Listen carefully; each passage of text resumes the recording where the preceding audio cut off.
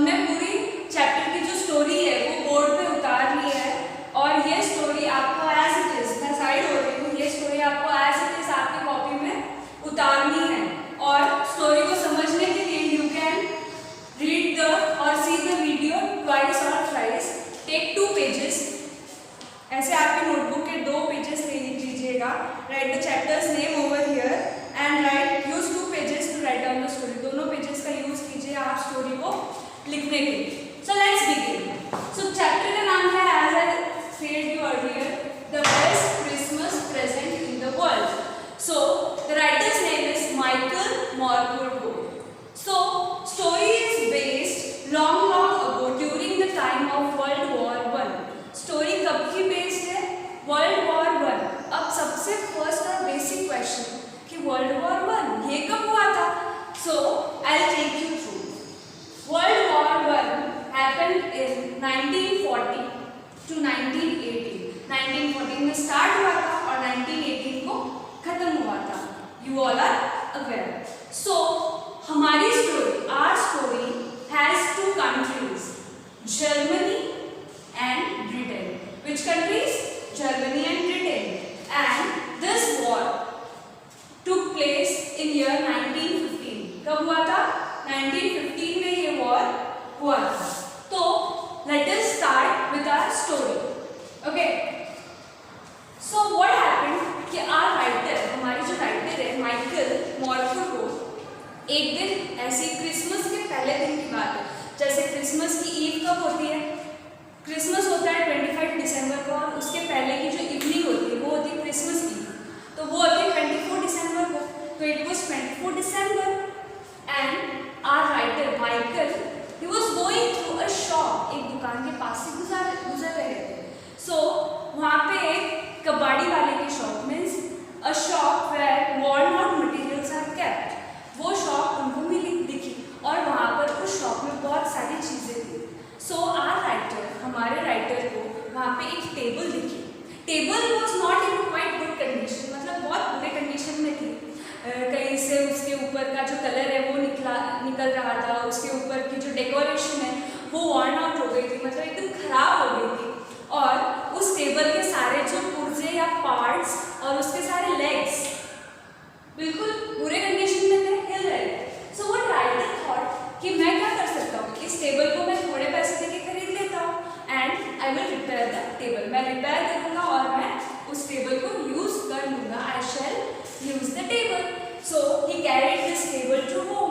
उसके घर पे वो लेके चला गया और उसका घर कौन से सिटी में है? It is in Bridport. Which city? Bridport. Michael Morpurgo की कौन सी जगह है? Bridport. So he carried the table to home. अब घर तो लेके चले गए टेबल, अब उस टेबल को थोड़ा देखेंगे, he is going to see the table. और उस टेबल को देखने के बाद क्या करेंगे? ये सारे जो ड्रॉज है, ड्रॉज को ओपन करेंगे। सो ड्रॉज बहुत ज़्यादा टाइट थे, drawers were very tight and he tried to open the drawers. जब वो लास्ट, पहले 2-3 ड्रॉज को उन्होंने क्लियर कर लिए। सो जब लास्ट वाला ड्रॉर आया तो वो it was quite stiff and stuck up. So उन्होंने क्या किया? ही पुल्ड द ड्रॉर, उन्होंने खींचा ड्रॉर को और जब ड्रॉर को खींचा तो उसमें और एक सीक्रेट चीज़ थी। क्या सीक्रेट चीज़ थी? उसमें एक टिन का बॉक्स था। It had a tin box और उस टिन के बॉक्स में क्या था? It had one letter.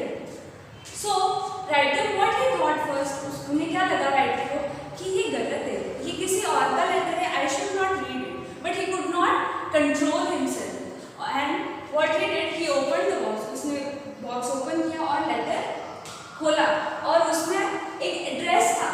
What it address? It was dear Connie. क्या लिखा हुआ था? किससे लिखा हुआ था ये लेटर? डियर कोनी को। एंड उस लेटर पे जो एड्रेस था, what was the address? Mrs Jim McPherson, 12 Copper Beeches, Bridport, Dorset. This was the address which was mentioned on this letter. And what the letter was dated, date क्या थी letter की? 25 दिसंबर 1915. सो यह letter किसने लिखा था? यह letter लिखा था gym McPherson. So he is the main character of our chapter, Jim McPherson. Jim McPherson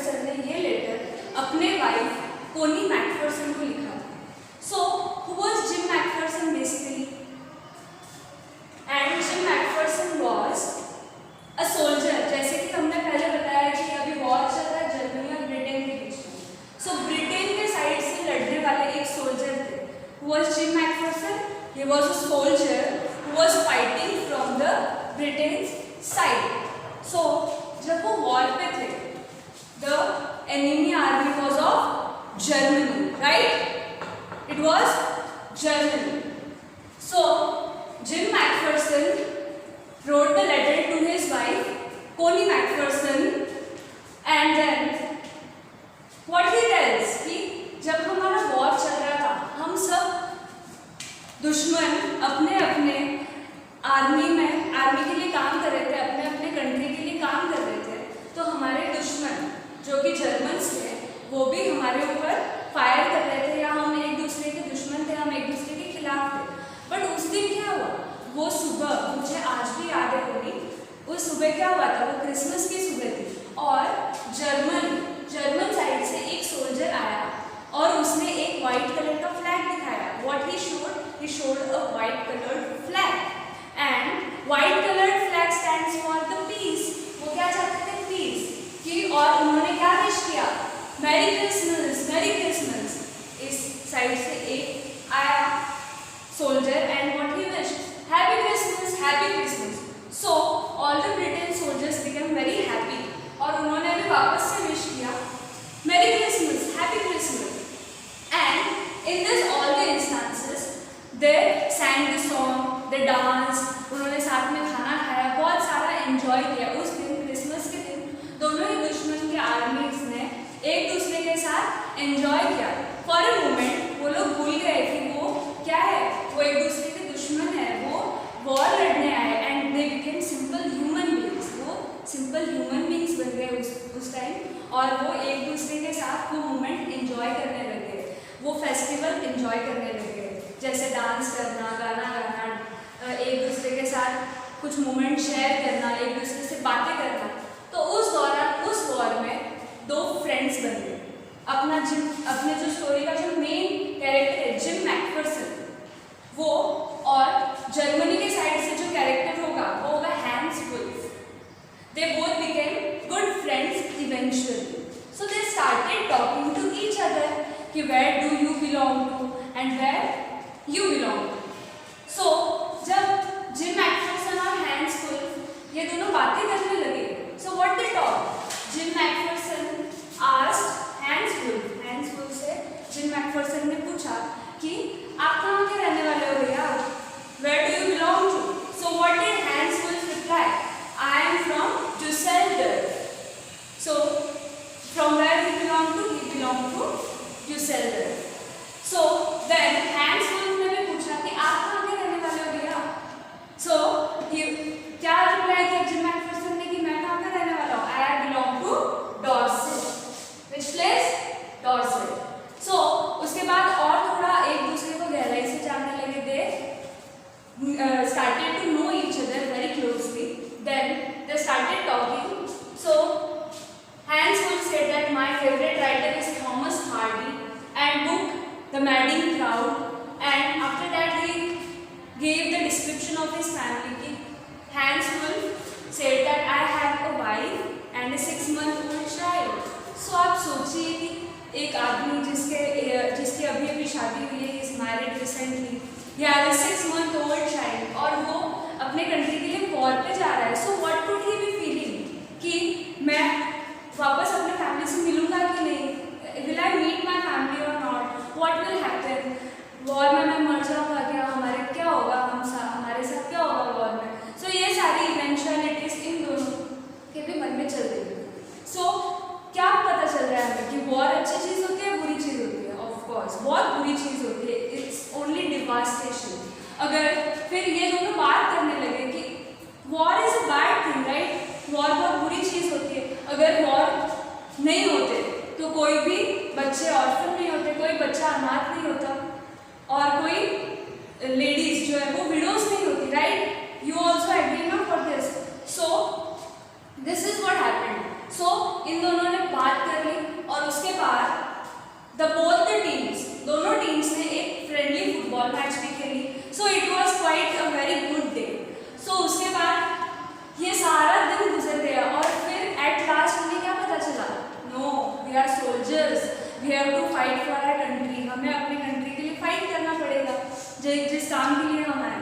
तो ये सारा पूरा दिन हो गया और उसके बाद ये जिम मैकफर्सन अपने साइड आ गए, हैंसवुड अपने साइड आ गए। जैसे जिम मैकफर्सन ब्रिटेन के थे और हैंसवुड जर्मनी के थे। सो ये अपने अपने आर्मी या अपने अपने बटालियन की तरफ लौट गए। So this was the day.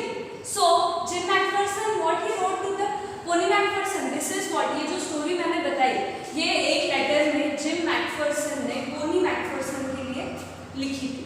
So after that what happened, so Jim McPherson ने बोला कि डियर पोनी, ये जो मैंने आज आपको दिन का व्हाट आई एक्सप्लेन यू कि आज जो भी दिन भर में हुआ, तो ये सब ऐसे ही नहीं चलेगा। मुझे एट लास्ट मेरा मन ये जानता है कि इस वॉर का जो रिजल्ट होगा वो बहुत बुरा होने वाला है। ऐसा पीसफुली ये कुछ सेटल नहीं होगा। There is going to be a bloodshed, right? So then this is what writer read. Writer जिसने टेबल खरीदी उसने ये सारा लेटर पढ़ लिया जो पोनी मैकफर्सन के लिए जिम मैकफर्सन ने लिखा था। अब what did the writer decide? Writer ने नेक्स्ट मॉर्निंग ही decided to visit Pony McPherson. अगले दिन उसने क्या सोचा कि I shall visit Pony McPherson and I shall return this letter. ये लेटर मैं पोनी मैकफर्सन को लौटा के आऊँगा। After all her husband has written the letter, so I will return this letter to Pony Macpherson. So next day he visited Pony Macpherson. So Pony Macpherson को ये जो जैसे आप जानते हैं ना लेटर के ऊपर एड्रेस लिखा हुआ था, तो इस एड्रेस के थ्रू वो पोनी मैकफर्सन के घर चले गए। जब घर गए तो there was nobody in the house. The home was also very old, worn out, and it was quite old, right? बहुत पुराना घर था और काफ़ी पुराने स्टाइल में और उसकी कंडीशन भी अच्छी नहीं थी। बिकॉज क्योंकि पोनी मैकफर्सन तो अकेली थी। Nobody came to visit her, उसको देखने उसकी देखभाल करने के लिए कोई भी नहीं था। She was all alone and as you know that Jim McPherson had died in the war, right? So then what happened? He visited Pony McPherson, उससे मिली नहीं वो पोनी मैकफर्सन उसके घर पे। उसके बाद क्या हो गया? He asked the neighbors, जैसा हम करते हैं अगर हमें कोई हम कहीं पे चले जाए और हमें नहीं मिलता है कोई, तो हम पड़ोसी को पूछताछ करते हैं। So same thing the writer Michael Moorcock did over there. So what he did? He asked about Pony to the neighbors. Neighbors को पोनी के बारे में पूछा कि यहाँ पोनी मैकफर्सन रहती है क्या, वो है कहाँ? तो what neighbors replied, अरे she is a very gentle lady, वो बहुत अच्छी लेडी है, थोड़ी सी muddle headed है, मतलब थोड़ी सी confused रहती है हमेशा। So what writer thought कि हाँ इस एज पे आते तो ऐसा हो ही जाता है। So how many years old was Pony Macpherson? She was 101 years old. कितने साल की थी? 101, 101 years old. उसके बाद neighbors replied that Pony Macpherson का जो घर है, हर home was set on fire due to candles. Candles के जलने से उसका घर क्या हो गया था? जल गया था कैंडल्स की वजह से, और उसके वजह से पोनी मैकफर्सन को कहाँ एडमिट करना पड़ा? हॉस्पिटल में। And where was that nursing home? It was in Burlington. Did you get this? Where was the nursing home? It was in Burlington. So writer went to that nursing home. उस nursing home पे writer चले गए और उसके बाद writer ने वहाँ चले गए और उनको वहाँ की जो नर्स वगैरह थी मैट्रिल को he took him to the Pony McPherson. Pony McPherson के पास लेके चले गए और उसके बाद पोनी मैकफर्सन मतलब काफ़ी बुरे कंडीशन में थी और कोई तो मिलने आया पोनी मैकफर्सन को। So the nurse was really happy. So he visited her and उन्होंने पोनी मैकफर्सन को बोला कि दिस बिलोंग्स टू यू, ये शायद आपका है। तो पोनी मैकफर्सन ने जब वो लेटर खोला तो what was the obvious reaction कि she started to cry। वो बहुत ज़्यादा रोने लगी उस बार और क्या बोला उसने? Gym I miss you so much. Gym मैं तुम्हें बहुत ज़्यादा मिस करती हूँ, मैं हमेशा तुम्हें बहुत याद करती हूँ। मीन्स मुझे हमेशा चाहिए था कि आप हमेशा मेरे पास रहोगे, but it was not possible because of the war. Gym McPherson had died in the war. So she read the letter once, twice, thrice. बहुत लेटर उसने रीड किया and she was very happy as well. She was very sad as well. She was missing Jim Macpherson and she got very emotional story for today. And so only ये अगला दिन कौन सा था? It was Christmas Day. और उस Christmas Day पे, on that Christmas Day, Connie Macpherson got that letter of Jim Macpherson through our writer Michael Morpurgo. Michael Morpurgo के through Connie Macpherson को Jim Macpherson का letter किस दिन मिला? Christmas के दिन. क्रिसमस के दिन मिला.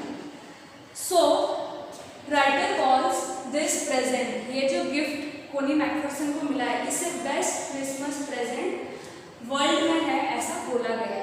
सो this was the story for all today and I hope you all have understood the chapter.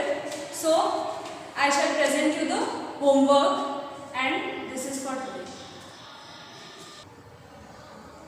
So students, as I explained you the story, now this is your homework. आपको video को अच्छे से सुनना है. You have to listen to the story once, twice, how many times you wish. And आपको उस video के basis पे मैंने कुछ क्वेश्चंस दिए हैं. You have to answer the questions in full sentence and you have to complete. You have to write these question answers in your copy, in your notebook, and I shall check your notebook definitely. So let's see the questions. Whom did Jim Macpherson write letter? किसको लिखा Jim Macpherson ने letter? Connie Macpherson. Full sentence में लिखिएगा. Who were the beginners of Christmas celebration at war? Germans, right? Was Thomas Harding? He was a famous English writer, and which was Hans School's favorite book, The Madding Crowd. What